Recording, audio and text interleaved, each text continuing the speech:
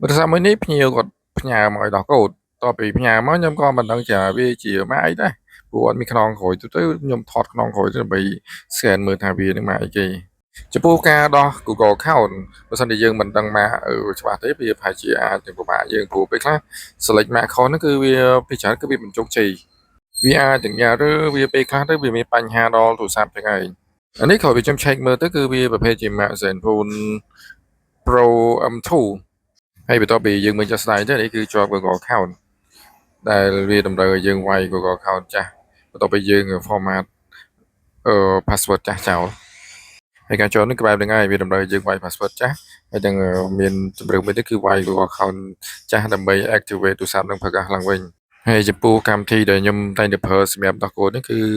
ជាកម្មវិធីតែមួយទេគឺ Unlock Tool ដែលខ្ញុំប្រើជោគជ័យជាច្រើននៅលើទូរស័ព្ទ model ផ្សេងៗដែរ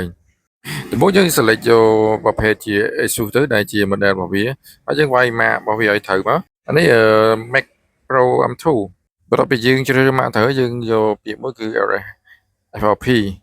ហើយចំពោះក្នុងទូរស័ព្ទរបស់យើងគឺតម្រូវឲ្យបិទទូរស័ព្ទជាមុនសិនព្រោះយើងត្រូវការតែបិទទូរស័ព្ទហើយនឹងប្រើប៊ូតុងនឹងដោតដោយប៉ុណ្ណឹងអាហ្នឹងគឺកាយ៉ាងហ្នឹងគឺប៉ុណ្្នឹងឯងហើយបញ្ជាក់ការដោះកូដបែបហ្នឹងគឺតម្រូវឲ្យប៊ូតុងលើក្រោមនេះគឺត្រូវទៅដើរបើសិនជាមិនដើរទេគឺអាចមិនដំណើរការទេ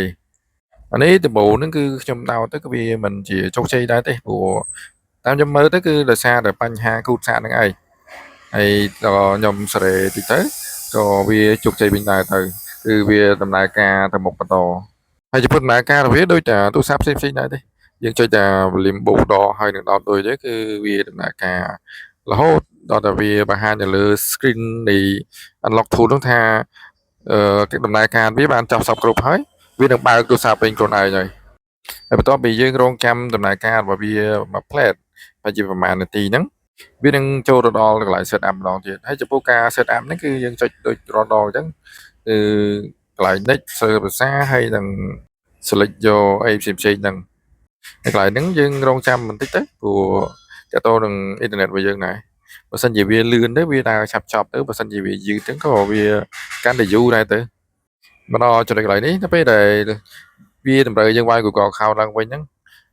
កន្លែងហ្នឹងវាមាននឹងពាក្យ skip ឲ្យយើងរំលងព្រោះរំលងគឺបានន័យថាអូខេយើងបានដំណើរការជោគជ័យហើយយើងគ្រាន់តែចុច skip ហើយនឹងបន្តមុខទៀតទៅគឺជោគជ័យហើយ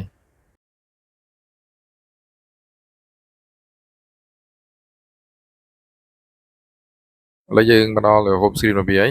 នេះដំណើរការរបស់វាគឺមានតែប៉ុណ្្នឹងដែរអូខេ